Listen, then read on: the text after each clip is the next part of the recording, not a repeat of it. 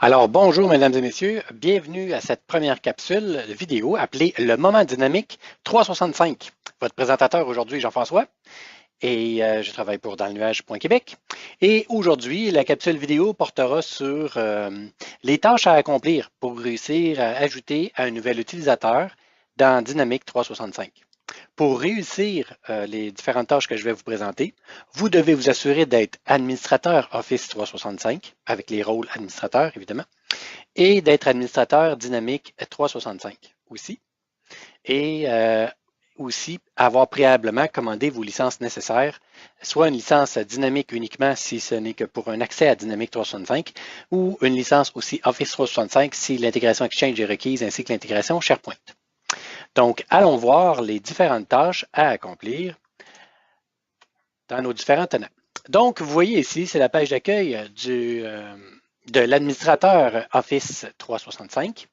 Donc, pour ajouter un nouvel utilisateur, c'est assez simple. Soit vous allez ici dans Utilisateur actif et vous ajoutez un nouvel utilisateur par ici, ou bien vous allez dans votre page d'accueil, dans l'onglet qu'on avait au centre, et on va directement au raccourci qui est Ajouter un nouvel utilisateur.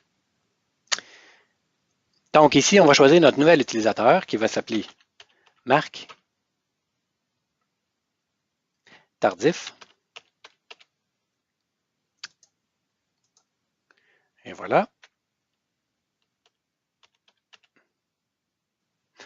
On n'oublie pas non plus de spécifier le domaine du nom d'utilisateur pour sa connexion. Normalement, ça va être le nom d'utilisateur, le nombre de domaines que vous avez sélectionné dans votre Office 365. On vient déterminer ici l'emplacement de notre utilisateur. On va venir aussi compléter les informations de contact. Donc, notre nouvel utilisateur, Marc, se trouve être un représentant. Il travaille au service des ventes.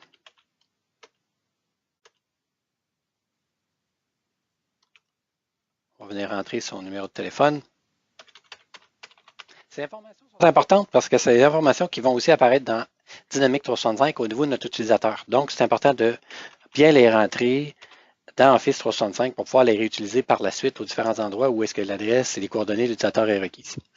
Donc ici, on va donner notre adresse.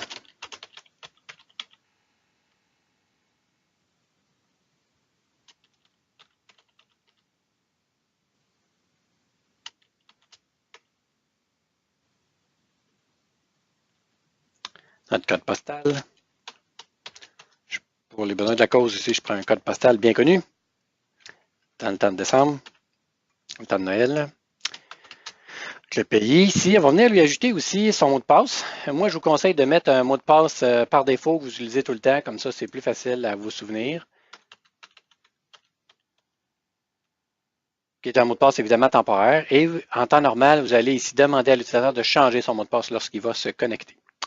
Ici, au niveau des rôles, on pourrait donner différents rôles. Dans le cas où notre utilisateur va être aussi un administrateur général ou un administrateur ici personnalisé, on pourrait venir lui donner ici des rôles. Donc, on pourrait lui donner le rôle administrateur de Dynamics 365, qui est un nouveau rôle maintenant qui est disponible.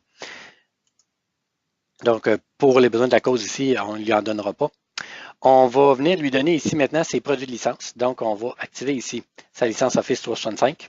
Vous voyez ici tous les services qui vont être activés en même temps qu'on va activer sa licence. Donc, si certains de ces services-là ne sont pas utilisés dans votre entreprise ou vous ne voulez pas le rendre disponible à l'utilisateur, on fait simplement que le désactiver. Comme là, ici, on ne lui donnera pas la capacité d'appeler en PSTN. Et ici, on va venir lui donner une licence Office 365. Et voilà, on ajoute notre utilisateur. Donc, à la base, la première étape. Vous pouvez aussi vous envoyer le courriel. Vous pouvez ici confirmer que vous avez mis votre bon mot de passe et vous pouvez rentrer votre propre adresse courriel pour recevoir le nom d'utilisateur et le mot de passe que vous venez de créer. On ne le fera pas pour les besoins de la cause de notre démonstrateur. Maintenant aussi, ne pas oublier que dans Dynamics 365, quand on utilise l'intégration Office 365 pour l'intégration Exchange Online ainsi que l'intégration SharePoint, on utilise aussi un groupe de sécurité. Pour ça, donc, on a ici notre groupe de sécurité CRM et on va venir ajouter notre nouvel utilisateur qui est Marc Tardif au niveau de notre groupe. Donc ici, on va venir ajouter les membres. On peut venir taper ici dans la liste Marc. Il va nous offrir Marc Tardif. Donc, on fait ici enregistrer, fermer. Donc, maintenant, on regarde ici au niveau de la liste de nos membres. Marc Tardif y figure. Donc, notre utilisateur a été ajouté au niveau de son groupe de sécurité. Les tâches en soi, au niveau de Office 365, sont maintenant complétées. Ces tâches peuvent avoir été complétées par votre administrateur réseau, qui lui admin Office 365, et vous pouvez prendre le relais à ce moment-là pour la deuxième partie, qui est dans Dynamics 365. Allons faire la configuration dans Dynamics 365. Donc ici, on vient au niveau de notre console, on vient ici dans Paramètres, on va aller ici dans Sécurité, on va aller ici dans Utilisateurs. Et ici, on voit dans la liste de nos utilisateurs, Marc Tardif n'apparaît pas encore. Donc, ça prend des fois un certain temps entre le temps que nos utilisateurs apparaissent entre Office 365 et Dynamics 365. C'est une affaire de quelques minutes. Donc ici, on fait un rafraîchissement d'écran. Normalement, on devrait voir apparaître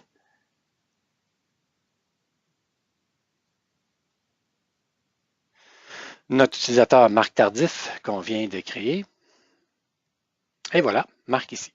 Maintenant, pour effectuer ces tâches-là, on pourrait faire aussi une tâche qu'on appelle en lot, c'est-à-dire en sélectionnant plusieurs utilisateurs. Donc, si vous avez plusieurs utilisateurs à ajouter, on peut tout simplement tous les sélectionner ici et venir approuver l'adresse courriel de tout le monde, venir leur donner leur rôle. Toutefois, dans ce cas-ci, on va devoir, nous, aller dans la fiche de Marc pour aller quand même lui assigner son directeur, son site et vérifier les autres informations. Donc, on va rentrer ici dans notre fiche de Marc. Donc, c'est important aussi de s'assurer que l'adresse courriel de messagerie de notre utilisateur, c'est la bonne qui est indiquée. Dans ce cas-ci, on a la bonne de rentrée. On va aller mettre ici le directeur de Marc, qui va être Alex Wilber. On va venir lui donner ici un secteur de vente. Marc va vendre ici au Canada. Et dans le cas où vous auriez plusieurs sites, vous pouvez venir ici indiquer le site à lequel l'utilisateur aussi est assigné. Ça peut vous servir après au niveau de vos configurations, des rôles de sécurité, des attributions, et ainsi de suite au niveau du CRM. Donc, c'est important que ces choses-là soient faites. Donc, l'équipe de vente qu'on peut avoir ici, on peut venir l'ajouter à notre équipe de vente si on en a. Ici, on vient de l'ajouter au site et au secteur de vente. C'est tous des éléments qui sont importants au niveau des processus de Dynamics 365 pour venir attribuer des choses automatiquement à notre utilisateur. Aussi, on peut voir que l'information qu'on a rentrée dans Office 365 apparaît maintenant ici. Donc, on a ici directement son adresse qu'on a rentrée dans Office 365. Maintenant, notre utilisateur a rentré ses informations personnelles. Il nous reste à lui attribuer ses rôles. Donc, on va revenir ici.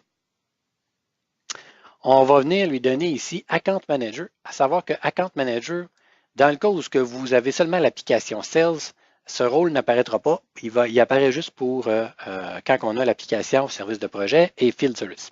On va venir lui donner aussi accès au flux d'activité pour qu'il puisse voir qu'est-ce qui se passe au niveau du CRM.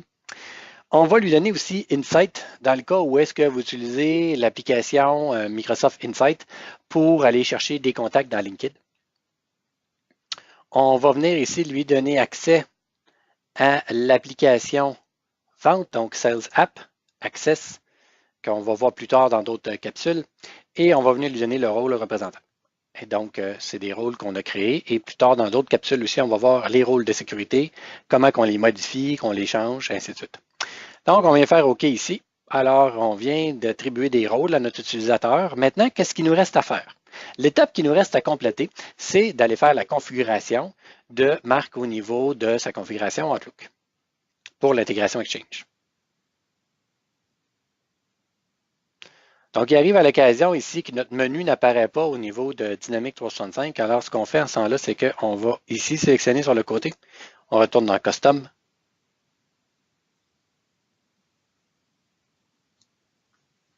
Et puis, nos applications sont revenues ici dans le haut. On vient choisir ici Paramètres. On va aller configurer la messagerie de notre utilisateur Marc Tardif. Donc, on vient ici dans la boîte aux lettres. On va aller sur notre utilisateur Marc Tardif, ici. Et c'est comme je disais tantôt, on peut sélectionner, exemple, Megan Bowen ici, qui existe aussi comme utilisateur. Et on pourrait toutes les deux venir maintenant ici, approuver leur adresse de messagerie. Mais on peut voir une distinction ici, c'est que dans nos deux utilisateurs qu'on a ici, donc Marc Tardif et Megan, Megan utilise, elle, le client qu'on appelle le client lourd, Microsoft Dynamics pour Dynamics 365 pour Outlook. Et ici, on va utiliser le client Dynamics 365 pour Outlook, mais celui intégré avec Exchange. Donc, celui qui va être intégré à la messagerie, qui va être intégré avec Exchange Online, avec Outlook Online et avec le client Outlook local. Moi, c'est ce que j'appelle le client CRM Dynamics 365 pour Outlook léger. Alors, il ne demande aucune installation locale sur le poste. C'est vraiment un client très intéressant qu'on va voir dans une capsule plus tard. Maintenant, ici, on peut effectuer nos étapes qui sont, on a déjà approuvé son adresse de messagerie. Donc, on peut venir ici tester et activer la boîte de messagerie. On peut faire exactement la même chose ici en venant dans notre contact ici de Marc. On peut venir ici, donc on fait activer et tester. Alors, on peut voir que dès qu'on clique sur activer et tester, ici, il apparaît non exécuté au niveau de ces boîtes. C'est les tests que le système va faire au niveau de notre utilisateur pour aller valider la configuration de son intégration Exchange, ainsi que pour ses tâches, ses rendez-vous, ses contacts. Si on voit ici, les options sont exactement les mêmes. Donc, on a appliqué les paramètres, approuvé, et ainsi de suite. Donc, on peut faire cette opération-là aussi en lot. Donc, maintenant, une fois qu'on a lancé nos tâches au niveau système, ça prend quand même un certain délai et on vient ici rafraîchir notre fenêtre pour voir notre utilisateur Marc. Là, on a déjà un test sur 3 de complété.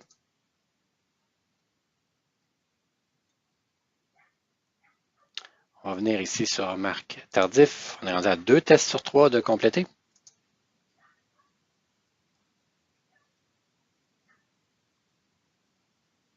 On a 3 tests sur 3 de complétés. Et on voit ici la date et l'heure à laquelle le test a été complété.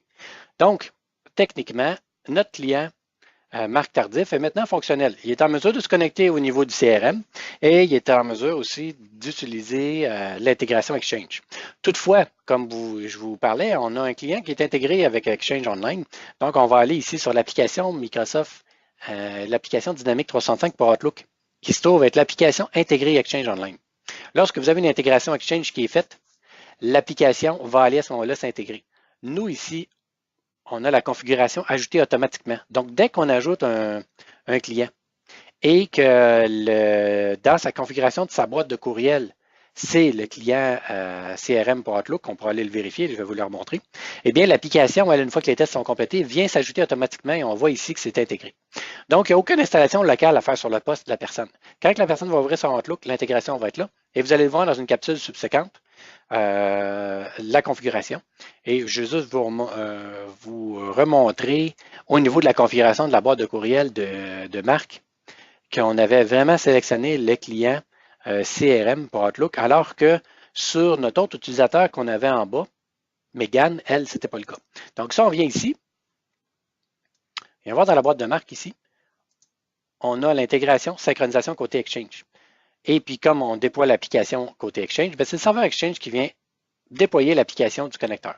Alors que si on avait installé le client qu'on doit installer local, qui permet de faire des connexions, d'avoir une intégration hors connexion. Donc, si on a des utilisateurs qui sont mobiles et qui ont travaillé hors connexion, sans connexion Internet, à ce moment-là, il faut utiliser le client Dynamics 365 pour Outlook, le client lourd que j'appelle, qui doit être installé local sur le poste.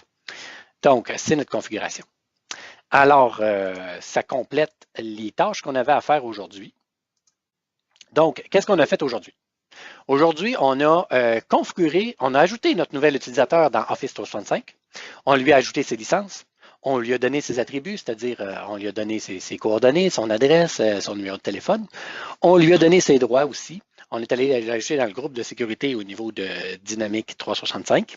Dans Dynamics 365 lui-même, on est allé configurer son compte, on lui a donné son rôle, donné ses accès, ses rôles de sécurité. On a configuré sa hiérarchie au niveau de son supérieur. On lui a fait l'intégration avec Exchange Online, on est allé faire les tests. Et puis, on a déployé une application CRM pour Outlook qui est intégrée avec Exchange. On a complété toutes nos tâches. Alors, félicitations. J'espère que cette présentation a rempli le besoin que vous aviez au niveau de cette configuration-là.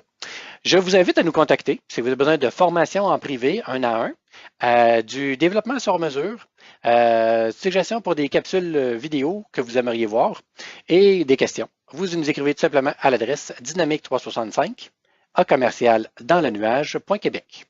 Sur ce, je vous souhaite une excellente fin de journée. C'était Jean-François et à la prochaine.